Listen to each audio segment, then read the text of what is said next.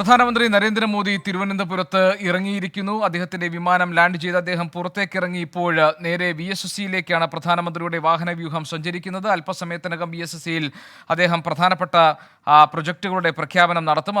അതിന്റെ ഉദ്ഘാടനം നിർവഹിക്കും. അതിന് തൊട്ടു പിന്നാലെ തന്നെ ഗഗൻയാൻ ദൗത്യ സംഘാംഗങ്ങൾ ആരൊക്കെയാണെന്ന് നമുക്ക് അറിയാൻ കഴിയും. മലയാളിയായ പ്രശാന്ത് നായർ, ഗ്രൂപ്പ് ക്യാപ്റ്റൻ പ്രശാന്ത് നായർ അതിനകത്ത് ഉൾപ്പെട്ടിട്ടുണ്ട് എന്നുള്ള സൂചനകൾ കൂടി പുറത്തുവരുന്ന നിമിഷമാണിത്. പ്രധാനമന്ത്രി അതിനുശേഷമായിരിക്കും സെൻട്രൽ സ്റ്റേഡിയത്തിലെത്തുക. തിരുവനന്തപുരത്തെ സെക്രട്ടേറിയറ്റിന് സമീപമുള്ള സെൻട്രൽ സ്റ്റേഡിയത്തിൽ കെ സുരേന്ദ്രൻ നയിച്ച കേരള പദയാത്രയുടെ സമാപന സമ്മേളനത്തിന്റെ ഉദ്ഘാടനം പ്രധാനമന്ത്രി നിർവഹിക്കും. അതിന്റെ വിശദാംശങ്ങൾ കൂടി നമുക്ക് നോക്കാം. അലക്സ് റാം മുഹമ്മദ് നമ്മളോടൊപ്പം ചേരുന്നു തിരുവനന്തപുരം സെൻട്രൽ സ്റ്റേഡിയത്തിൽ നിന്ന്. അലക്സ്, 12 മണിക്കാണ് പ്രധാനമന്ത്രി നേരത്തെ നിശ്ചയിച്ചതനുസരിച്ച് സെൻട്രൽ സ്റ്റേഡിയത്തിൽ എത്തേണ്ടത്, അല്ലെങ്കിൽ ചടങ്ങുകൾ അവിടെ തുടങ്ങേണ്ടത്. പക്ഷേ അദ്ദേഹം ഇപ്പോഴത്തെ കണക്കനുസരിച്ച്, സമയമനുസരിച്ച് അരമണിക്കൂർ വൈകിക്കഴിഞ്ഞിട്ടുണ്ട്.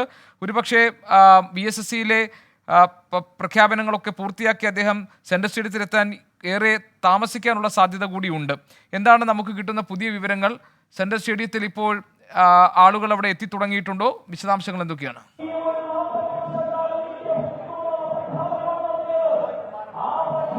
ഗോപി, തീർച്ചയായും ഗോപി സൂചിപ്പിച്ചതുപോലെ നേരത്തെ നിശ്ചയിച്ചതിൽ നിന്ന് അരമണിക്കൂർ വൈകിയാണ് പ്രധാനമന്ത്രി നരേന്ദ്രമോദി തിരുവനന്തപുരത്ത് എത്തിച്ചേർന്നത്.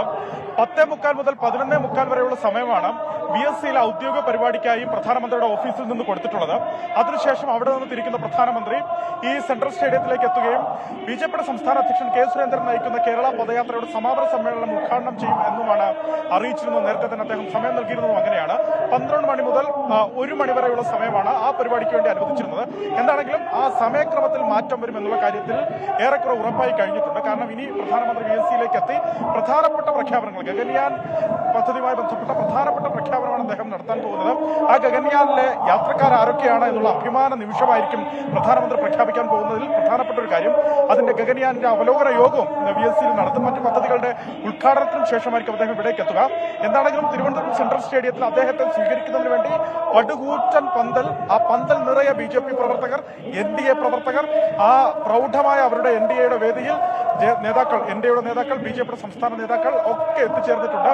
ഇപ്പം BJPയുടെ സംസ്ഥാന നേതാക്കൾ ഈ ആളുകളെ അഭിസംബോധന ചെയ്ത് സംസാരിക്കുകയാണ്. രാവിലെ 8:30 മണി മുതൽ തന്നെ ഈ വേദിയിലേക്ക് പ്രവേശിച്ച ആളുകളാണ് ഈ വേദിയിൽ കാണുന്നത്. പ്രധാനപ്പെട്ട വേദി, തൊട്ടടുത്ത് രണ്ട് ഉപവേദികൾ. ആ വേദിയിൽ മുഴുവൻ നിരത്തിയിരുന്ന കസേരകളിൽ മുഴുവൻ ഇപ്പോൾ പ്രവർത്തകർ എത്തിയിട്ടുണ്ട്. പ്രവർത്തകർ തൊപ്പി ധരിച്ചിട്ടുണ്ട്. അവർ BJP പതാകകൾ ഉയർത്തി കാണിക്കുന്നുണ്ട്. നരേന്ദ്രമോദിക്ക് ജയ് വിളിക്കുന്നുണ്ട്. അതുപോലെ BJPക്ക് ജയ് വിളിക്കുന്നുണ്ട്. ഇതിൽ ഏറ്റവും പ്രധാനപ്പെട്ട കാര്യം ഗോപി, ഈ വേദിക്ക് പുറത്ത്, അതായത് സജ്ജമാക്കിയിട്ടുള്ള വേദിക്ക് പുറത്ത് സെൻട്രൽ സ്റ്റേഡിയത്തിൽ സാധാരണ കളിയൊക്കെ നടക്കുമ്പോൾ ആളുകൾക്ക് ഇരുന്ന് വീക്ഷിക്കുന്ന ആ സ്ഥലങ്ങളിൽ പോലും ആളുകൾ ഇരിക്കുന്നു മോദിയെ കാണാൻ എന്നുള്ളതാണ്. ഇവരെല്ലാം വലിയ ആവേശത്തിലാണ്. നേരത്തെ സൂചിപ്പിച്ചതുപോലെ വലിയ ആവേശത്തിലാണ് ഈ പ്രവർത്തകരെല്ലാം. പ്രധാനമന്ത്രിയെ കാണുന്നതിന്റെ ആവേശത്തിലാണോ? അതെ അതെ അതെ, രാവിലെ എത്തിച്ചേർന്നതെന്ന് മനസ്സിലാകും. രാവിലെ എത്തിയായിരുന്നു, പക്ഷെ ഇവിടെ കയറാൻ കുറച്ച് തടസ്സം ഉണ്ടായിരുന്നു. വലിയ ആവേശത്തിലാണ് ഇപ്പോ അദ്ദേഹത്തെ നേരിൽ കാണുന്നതിന്റെ ആവശ്യത്തിലാണ്. കേരളം അദ്ദേഹത്തിന്റെ കൈകളിൽ, മോദിയുടെ കൈകളിലെത്തിയ കേരളം ഭദ്രമാകും, ഇന്ത്യ ഒന്നാമതാവും. അത്തരത്തിൽ വനിതാ പ്രവർത്തകരടക്കം എത്തിയിട്ടുണ്ട് ഗോപി. ഇനി ആ വേദിയിലേക്ക് ഞാൻ അവരുടെ പ്രധാനപ്പെട്ട പ്രൗഢമായ വേദി, അവരെ സംബന്ധിച്ചുള്ള വേദി ഞാൻ കാണിക്കാം. ആ വേദിയിൽ BJPയുടെ നേതാക്കൾ, സംസ്ഥാന നേതാക്കൾ MT രമേശ് ഉണ്ട്.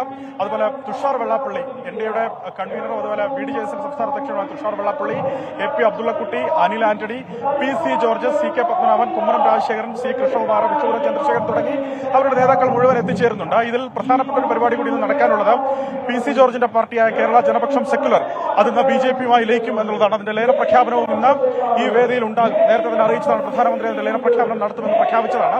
BJP അവരുടെ തെരഞ്ഞെടുപ്പ് ഒരുക്കത്തിലേക്ക് ഇതാ ഒരു ചുവട് കൂടി മുന്നോട്ട് വെച്ച് കടക്കുന്നു, BJPയും NDAയും എന്നുള്ളതാണ്. പ്രധാനമന്ത്രി ഇത് 3ാമത്തെ തവണയാണ് ഈ വർഷം. ജനുവരി ആരംഭിച്ചത്, ഫെബ്രുവരി മാസം അവസാനിച്ചിട്ടില്ല. അതിനുള്ളിൽ പ്രധാനമന്ത്രി ഇത് 3ാമത്തെ പ്രാവശ്യമാണ് കേരളത്തിലേക്ക് എത്തുന്നത്. തിരുവനന്തപുരത്ത് ആദ്യത്തെ പ്രാവശ്യം വരുന്നു. BJP എത്രമാത്രം ഈ മണ്ഡലങ്ങൾ ഉന്നം വെക്കുന്നു എന്നുള്ളതിന്റെ ലക്ഷ്യമാണ്, അല്ലെങ്കിൽ എന്നുള്ളതിന്റെ ഉദ്ദേശമാണ് ഇതിൽ നിന്ന് വ്യക്തമാകുന്നത്. തൃശ്ശൂരിൽ അദ്ദേഹം ജനുവരി മാസം വനിതാ സമ്മേളനത്തിൽ പങ്കെടുക്കുന്നു. തൊട്ടു പിന്നാലെ ഗുരുവായൂരിൽ അദ്ദേഹം സുരേഷ് ഗോപിയുടെ മകളുടെ കല്യാണത്തിൽ പങ്കെടുക്കാനെത്തുന്നു. മറൈൻ ഡ്രൈവിൽ BJPയുടെ ചുമതലക്കാരുടെ സമ്മേളനത്തിൽ അദ്ദേഹം പങ്കെടുക്കുന്നു. കേരളത്തിൽ BJP ഉന്നം വെച്ചിട്ടുള്ള പ്രധാനപ്പെട്ട സീറ്റുകളിലെല്ലാം ദേശീയ നേതാക്കളെ, പ്രത്യേകിച്ച് മോദിയെയും അമിത്ഷായും അടക്കം ഇറക്കി തെരഞ്ഞെടുപ്പ് പ്രചരണ രംഗം കൊഴുപ്പിക്കുക, തെരഞ്ഞെടുപ്പിൽ വിജയം നേടുക എന്നുള്ളത് തന്നെയാണ് BJP ഉദ്ദേശിക്കുന്ന പ്രധാനപ്പെട്ട കാര്യം. എന്താണെങ്കിലും 1 മണിയോടുകൂടി അദ്ദേഹം ഇവിടെ നിന്ന് മടങ്ങും എന്നാണ് മനസ്സിലാക്കുന്നത്. 1 മണിയോടുകൂടെ മടങ്ങി 1:15 അദ്ദേഹം വിമാനത്താവളത്തിൽ നിന്ന് ഈ സ്പെഷ്യൽ ഏരിയയിൽ നിന്ന് അദ്ദേഹത്തിന് പോകാനുള്ള വ്യോമസേനയുടെ സ്പെഷ്യൽ ഏരിയയിൽ നിന്ന് അദ്ദേഹം തമിഴ്നാട്ടിലേക്ക് തിരിക്കും. നാളെ അദ്ദേഹം തിരിച്ച് തിരുനെൽവേലിയിൽ നിന്ന് ഹെലികോപ്റ്റർ മാർഗം ഇവിടെ എത്തിയതിനു ശേഷമായിരിക്കും മടങ്ങുക എന്നുള്ളത് പ്രധാനപ്പെട്ട കാര്യമാണ്. 2 ദിവസം തിരുവനന്തപുരം നഗരപരിധിയിലാകെ ഗതാഗത നിയന്ത്രണം ഏർപ്പെടുത്തിയിട്ടുണ്ട്. ഇന്ന് രാവിലെ 7 മണി മുതൽ ഗതാഗത നിയന്ത്രണം ആരംഭിച്ചതാണ്. 2 മണി വരെ ആ ഗതാഗത നിയന്ത്രണം തുടരും. നാളെയും 11 മുതൽ ഉച്ചയ്ക്ക് 2 മണി വരെ ഗതാഗത നിയന്ത്രണം ഉണ്ട് എന്നുള്ളത് പ്രധാനപ്പെട്ട കാര്യമാണ്. പഴുതടച്ച സുരക്ഷ പോലീസിന്റെ ഭാഗത്ത് നിന്ന്, SPGയുടെ ഭാഗത്ത് നിന്നൊക്കെ ഉണ്ടാകുന്നു എന്നതാണ് ഏറ്റവും സുപ്രധാനമായ കാര്യം. ഈ പാസ് മുഖേനയാണ് VIP-കളെ മറ്റുള്ളവരുമൊക്കെ അകത്തേക്ക് പ്രവേശിപ്പിക്കുന്നത്. പ്രവർത്തകരെ മറ്റു ഗേറ്റുകൾ, ഈ സെൻട്രൽ സ്റ്റേഡിയത്തിന് തൊട്ട് പുറത്ത് 3 പ്രധാനപ്പെട്ട ഗേറ്റുകളിൽ നിന്നാണ് ഈ പ്രവർത്തകരകത്തേക്ക് പ്രവേശിപ്പിക്കുന്നത്. അതിലൊരു ഗേറ്റ് VIP-കൾക്കും അതുപോലെ മാധ്യമപ്രവർത്തകർക്കും ഉള്ളിലേക്ക് പ്രവേശിക്കുന്നതിനുള്ള ഗേറ്റുകളാണ്. അവിടെയെല്ലാം മെറ്റൽ ഡിറ്റക്ടറുകൾ സ്ഥാപിച്ചിട്ടുണ്ട്. അതുപോലെ ബാഗേജ് സ്കാനറുകളുണ്ട്. അത്തരത്തിൽ കർശനമായ സുരക്ഷ, പഴുതടച്ച സുരക്ഷ കൃത്യമായി ഒരുക്കുന്നുണ്ട് പോലീസും SPGയും എന്നുള്ളതാണ്. മാധ്യമപ്രവർത്തകർക്ക് പോലും പലയിടങ്ങളിലും നിയന്ത്രണം ഉണ്ട് എന്നുള്ളതാണ് ഏറ്റവും സുപ്രധാനമായ കാര്യം. എന്താണെങ്കിലും പരിപാടി തുടങ്ങാൻ ഈ സമ്മേളന വേദിയിലേക്ക്, കേരള പദയാത്രയുടെ സമ്മേളന വേദിയിലേക്ക് പ്രധാനമന്ത്രി എത്തിച്ചേരുന്നതിന് ഇനിയും സമയമുണ്ട്. ഏതാണ്ട് 1 മണിക്കൂർ കൂടി ബാക്കി ഉണ്ട്. VSCയിലെ ഔദ്യോഗിക പരിപാടി ഉടൻ തന്നെ ആരംഭിക്കും എന്നാണ് മനസ്സിലാക്കുന്നത്. ഗോപി, ഇപ്പോൾ വിവരങ്ങൾ നൽകിയത് അലക്സറ മുഹമ്മദ് ആണ്.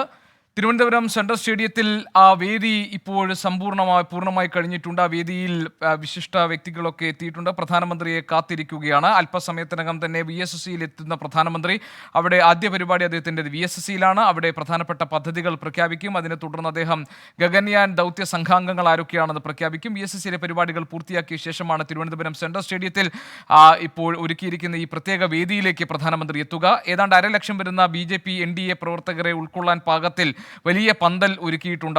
അവിടെ ഇപ്പോൾ ഇതിനോടകം തന്നെ ആളുകളൊക്കെ എത്തിക്കഴിഞ്ഞിട്ടുമുണ്ട്. വേദിയിൽ PC ജോർജ് അടക്കമുള്ളവർ ഇരിക്കുന്നു. ഇന്ന് ജനപക്ഷം പാർട്ടിയുടെ ലയനം കൂടി ഈ വേദിയിൽ നടക്കാനിരിക്കുകയാണ്. അനിൽ ആന്റണി, മുതിർന്ന BJP നേതാവ് O രാജഗോപാൽ, പിന്നെ അതോടൊപ്പം CK പത്മനാഭൻ എന്നിവരൊക്കെ തന്നെ ആ വേദിയിൽ ഇരിക്കുന്നത് നമ്മൾ കണ്ടു. അല്പസമയത്തിനകം തന്നെ പ്രധാനമന്ത്രി നേരത്തെ നിശ്ചയിച്ചിരുന്നത് 12 മണിക്ക് പ്രധാനമന്ത്രി സെൻട്രൽ സ്റ്റേഡിയത്തിൽ എത്തിച്ചേരും. അവിടുത്തെ പരിപാടികൾ 12 മണിയോടുകൂടി തുടങ്ങുമെന്നുള്ളതാണ്. പക്ഷേ ഏതാണ്ട് അരമണിക്കൂർ വൈകിയിട്ടുണ്ട് അദ്ദേഹം തലസ്ഥാനത്ത് വിമാനമിറങ്ങാൻ തന്നെ. അതുകൊണ്ട് തന്നെ സ്വാഭാവികമായും അതിനെ തുടർന്ന് VSSCയിലെ പരിപാടികൾ കൂടി കഴിഞ്ഞ് സെൻട്രൽ സ്റ്റേഡിയത്തിൽ എത്തുമ്പോൾ ഏതാണ്ട് 1 മണി വരെ ആകാനുള്ള സാധ്യതയുണ്ട് എന്നും അലക്സറാമിൻ്റെ റിപ്പോർട്ടിൽ പറയുന്നുണ്ട്. ഏതായാലും എല്ലാവിധത്തിലുള്ള ഒരുക്കങ്ങളും സെൻട്രൽ സ്റ്റേഡിയത്തെ സംബന്ധിച്ച് പൂർത്തിയായി കഴിഞ്ഞു. അവിടെ അതിഥികളൊക്കെ തന്നെ എത്തിക്കഴിഞ്ഞിട്ടുണ്ട്. BJP പ്രവർത്തകർ, ഏതാണ്ട് 1.5 ലക്ഷം വരുന്ന BJP പ്രവർത്തകരെ, NDA പ്രവർത്തകരെ ഉൾക്കൊള്ളാൻ പാകത്തിലാണ് അവിടെ സദസ്സ് ആയി നിൽക്കുന്നത്, അവിടെ ഒരുക്കിയിട്ടുള്ളത്. അവിടെ ഇപ്പോൾ ആ സദസ്സ് ഏതാണ്ട് നിറഞ്ഞ് കവിഞ്ഞിട്ടുണ്ട്. അല്പസമയത്തിനകം തന്നെ പ്രധാനമന്ത്രി VSSCയിലെ പരിപാടികൾ പൂർത്തിയാക്കിയ ശേഷം അദ്ദേഹം സെൻട്രൽ സ്റ്റേഡിയത്തിലേക്ക് എത്തും.